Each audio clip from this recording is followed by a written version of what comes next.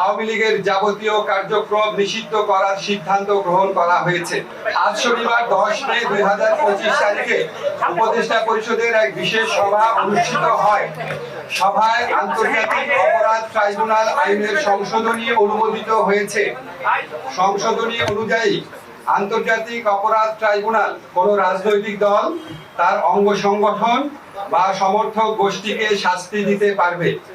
উপদেষ্টা পরিষদের বৈঠকে আন্তর্জাতিক অপরাধ ট্রাইব্যুনালে বাংলাদেশের আওয়ামী লীগ ও তার নেতাদের বিচার কার্য সম্পন্ন না হওয়া পর্যন্ত দেশের নিরাপত্তা ও সার্বভৌমত্ব রক্ষা, জুলাই আন্দোলনের নেতাকর্মীদের নিরাপত্তা এবং আন্তর্জাতিক অপরাধ ট্রাইব্যুনালের বাদী ও সাক্ষীদের সুরক্ষার জন্য সন্ত্রাস বিরোধী আইনের অধীনে সাইবার স্পেস সহ আওয়ামী লীগের যাবতীয় কার্যক্রম নিষিদ্ধ করার সিদ্ধান্ত গ্রহণ করা হয়েছে।